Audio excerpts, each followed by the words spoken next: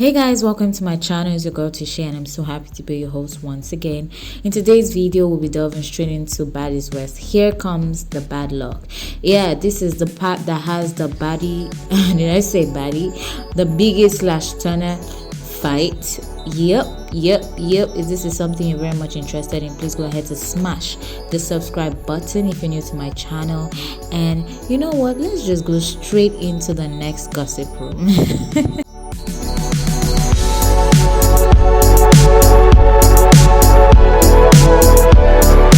Alright, sticking strictly to the highlights and just scenes that I feel came with the most substance, because of course I'm trying to also maintain the time frame of this video. So yes, I'm gonna begin with like the first scene, which is Tommy and Nally, in the kitchen talking about the previous nights, the performances.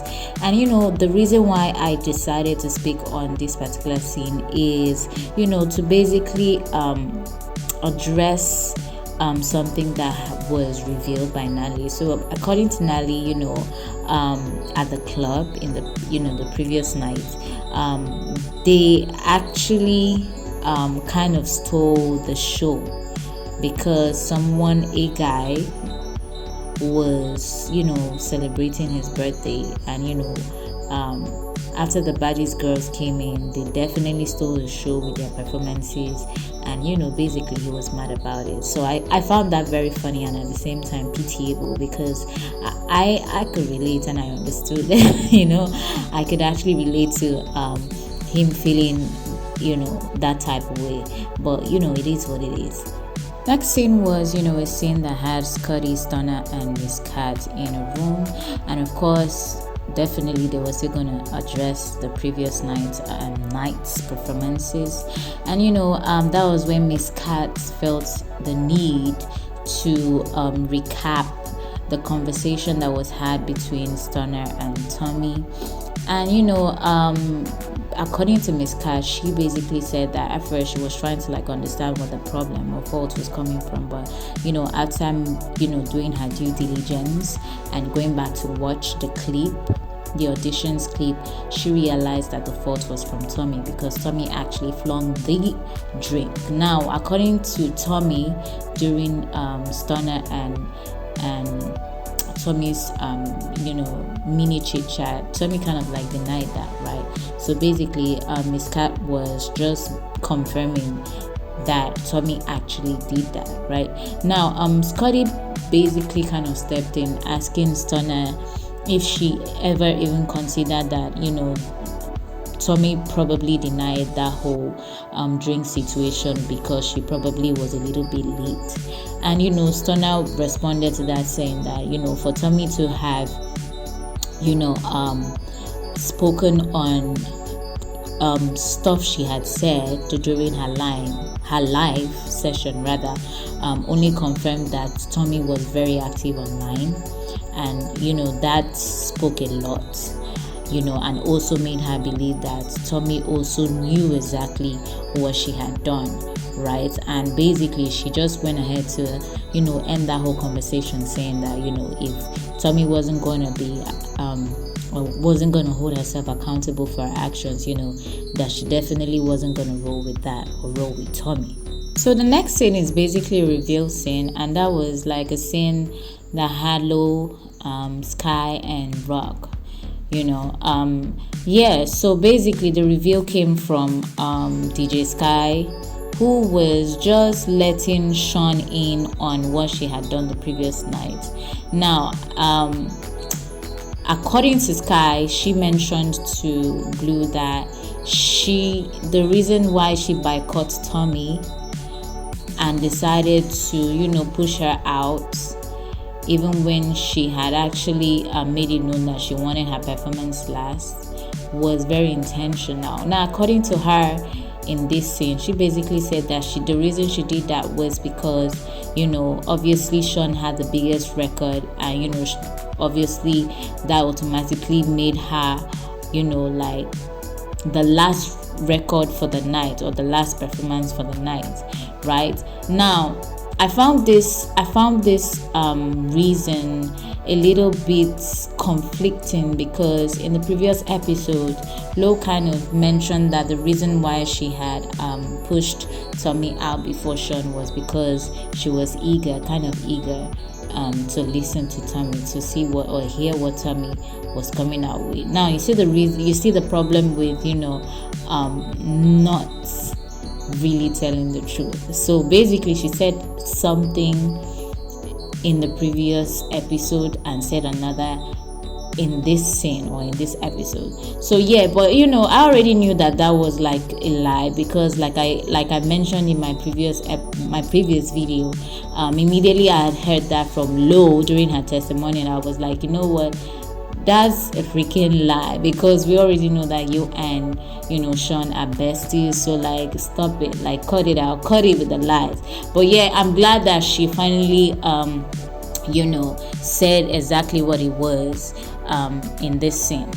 Alright, so the next scene is the last night for the girls in Vegas. Now I would have easily skipped this scene, but I decided to talk about it because there are certain things I want to bring to your notice, certain things that will be very, very crucial for the next scenes, or for the next scenes that I will be speaking on. So basically, to just cut this whole story short, I'm moving straight to hitting the nail on its head.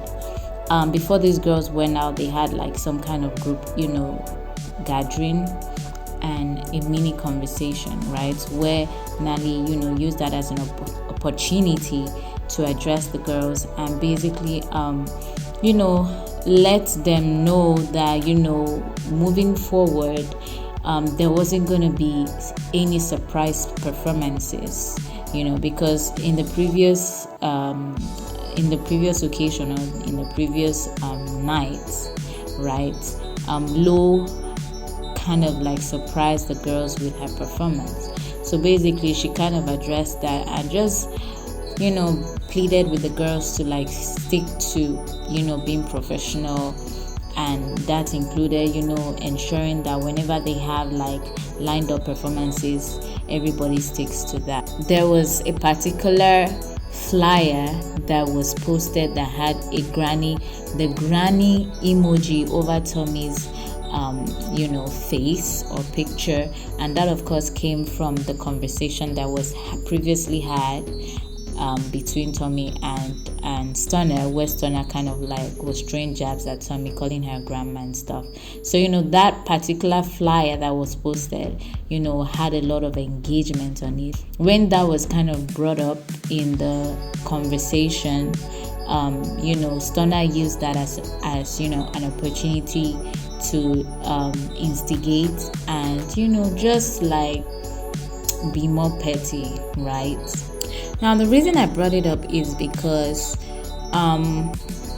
that night when the girls, or after the girls had stepped out to enjoy the last night in Vegas and perform, someone flouted that agreement. Someone who of course was DJ Sky. Now apparently after performances had been dusted, DJ Sky came out from nowhere and decided to do her own big one.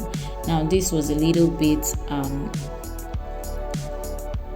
surprising for Natalie, and also quite appalling as well, because this is something that she had kind of previously addressed, and for DJ Sky to not have just only flouted it, but also gone against her work agreement, which was sticking strictly to, I don't know about the strictly, but sticking to DJing. It really didn't sit well with Nally.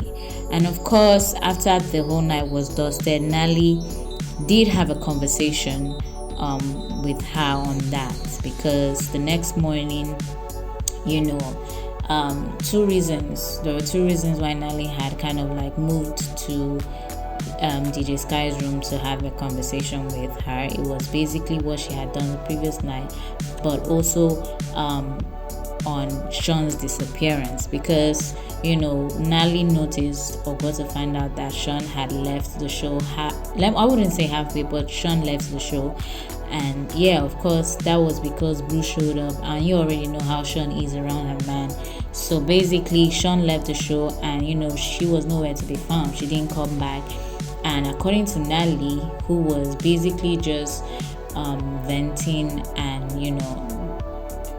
addressing the situation with Sky, the next morning she revealed that Sean had been off radar since that night up until that moment that she was having that conversation with Sky. And she was not reachable. Basically, she wasn't returning her calls or even responding to messages and all of that. Now Nally was a little bit, I wouldn't say a little bit, but Nally kind of addressed the situation with Sky.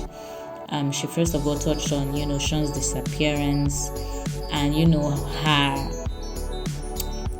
grievance towards DJ Sky not doing exactly what she was on the show for, which was being a DJ as well as babysitting Sean. So she basically hammered on that, and she even at some point pulled out her EP card.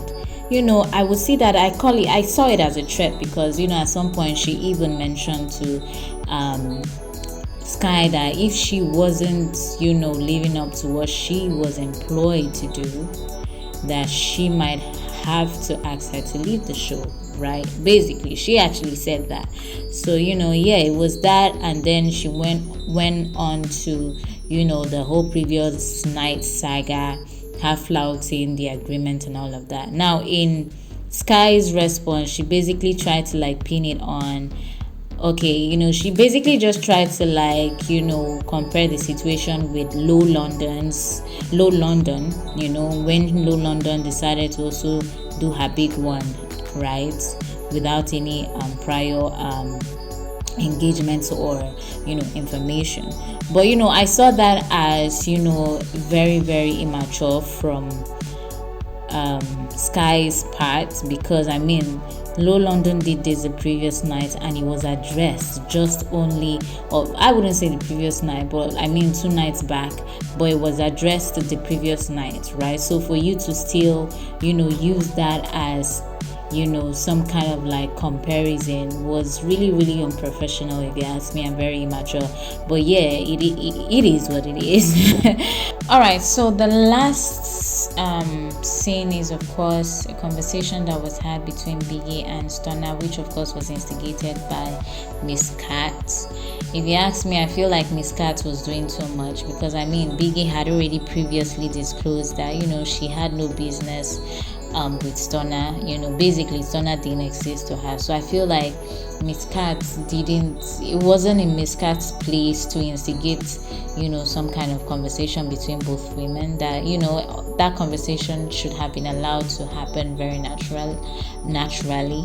But yeah, the conversation was definitely finally had, right? And it went south, really.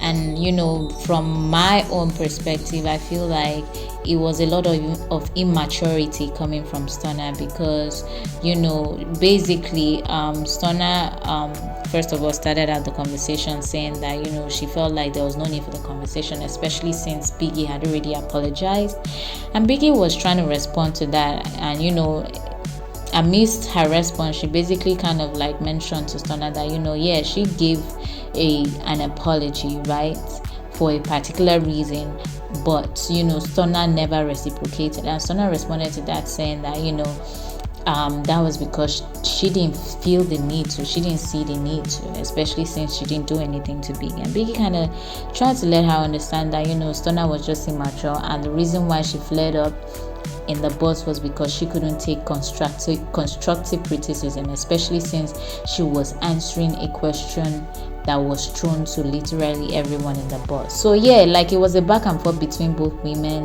They threw jabs at each other, talking about they talked about weight, they talked about finances, And I feel like, this whole conversation, like, it was like jabs here and, like, being exchanged between both women. And I feel like in this conversation, Biggie was extremely calm all through. Basically all she was doing was just responding, right, to Stunner. Stunner was the one who was mad disrespectful, and basically, talking about, or kind of like twisting the whole or trying to twist the conversation in, a wrong direction, because like I said, Biggie was just basically responding in a mature way. If you ask me, this is my opinion. But yeah, I feel like even though a lot of things were said, like I said, they threw jabs at each other. Even though a lot of things had been, really talked or, said or, spoken on, the one thing that got Biggie flared up was Turner making a reference to girls ha. That was the one comment that caused Biggie to, punch Stunner in the face. And that's where the episode, ended.